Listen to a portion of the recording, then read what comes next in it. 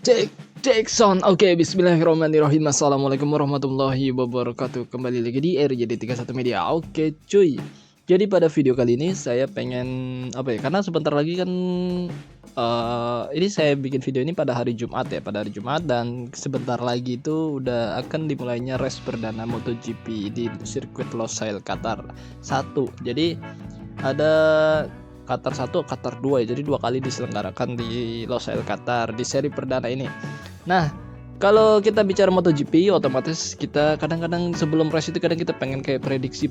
Tapi prediksi ini beda sama meramal ya. Kalau meramal itu kan nggak jelas tunjurungannya, tiba-tiba langsung wah ini yang menang dia, tanpa kita bisa lihat kemungkinan usaha dari si ridernya itu ya, si pembalapnya itu. Nah, kalau di prediksi itu kita bisa lihat, karena kita bisa lihat saat mungkin nih, kalau yang di video ini saya akan bahas dengan memprediksikan siapa yang kira-kira menurut saya pribadi yang akan podium di race Qatar 1 nanti. Karena saya melihatnya dari data ketika rider ini sedang melakukan tes Qatar yang kemarin yang dilangsungkan 12 Maret 2021 itu, cuy.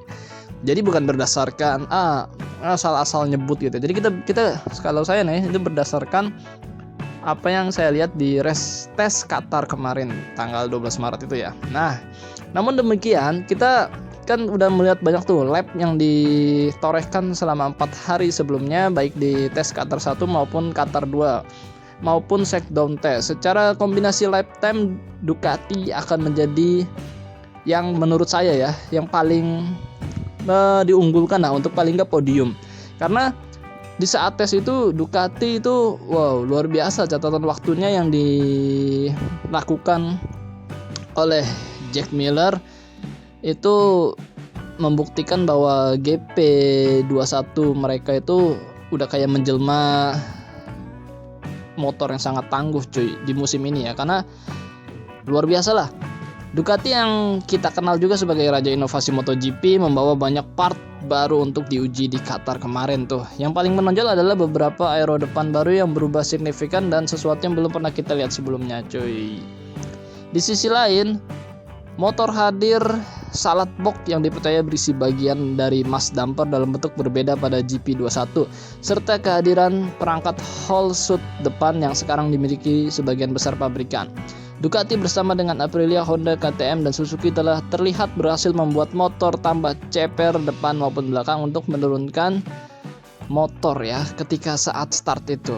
Nah, untuk teammate dari Jack Miller yaitu Francesco Bagnaia di tim Ducati Lenovo mengakhiri tes Qatar di 5 besar di belakang rekan setim pabrikannya dan diikuti oleh trio Yamaha, dan terdengar sangat positif tentang pekerjaannya di Losail. Pecco terlihat sangat senang dengan race pace yang telah dia lakukan selama ini, dan ketika butuh kecepatan untuk kualifikasi dia hanya 0,261 detik di belakang Miller.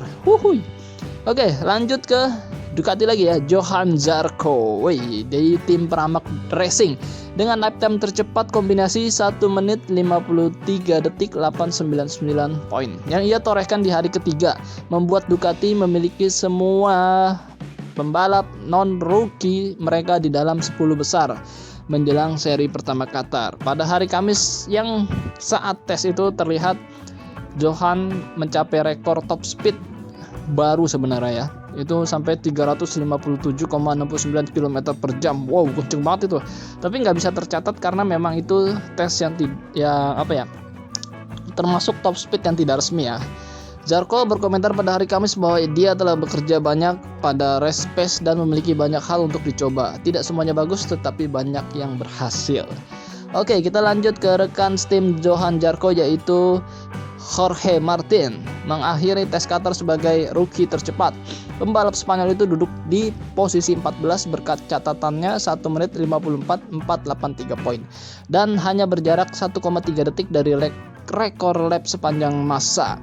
Tidak resmi, Jack Miller juara dunia Moto2 yaitu Enea Bastianini di tim Avintia Sponsorama Racing finish hanya 0,022 detik di belakang Jorge Martinnya itu di posisi 15 dengan adiknya Valentino Rossi nih ya, Luca Marini di tim Sky VR46 Avintia mengklaim di posisi 21 dengan 1,839 detik di bawah Miller. Karena Miller yang memuncaki ya.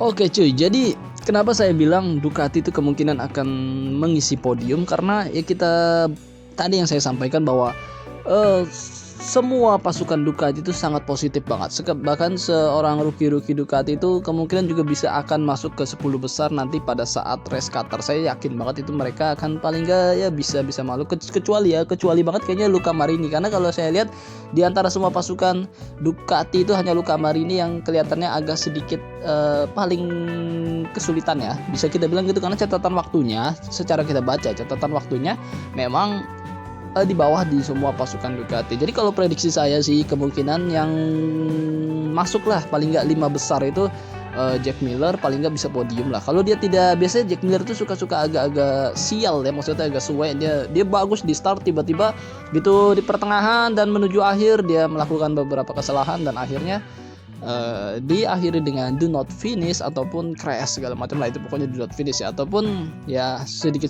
trouble. Kemungkinan saya agak yakin dengan Johan Zarco, dia kemungkinan bisa masuk di 5 besar ke atas lah, paling nggak top ataupun podium, saya bisa yakin dia juga bisa itu. Dan juga mungkin saya yakin juga Jorge Martin dia bisa masuk di 10 besar, termasuk Enea Bastian ini ya mungkin di 15 besar kalau saya lihat. Kita belum lihat free practice 1, free practice 2, free practice 3 dan seterusnya kita belum lihat. Tapi paling enggak menurut saya ada alasan kenapa Ducati kemungkinan akan mengisi podium ya, karena dengan data tes Qatar kemarin. Oke, begitu aja mungkin videonya, cukup sekian. Jika kalian suka video ini, kalian kasih like. Jika video ini ada yang salah, boleh kalian ditulis kolom komentar menurut pendapat kalian dan pandangan kalian mengenai prediksi yang akan menjuarai race Qatar 1 besok. Oke, terima kasih. Akhir kata, wassalamualaikum warahmatullahi wabarakatuh.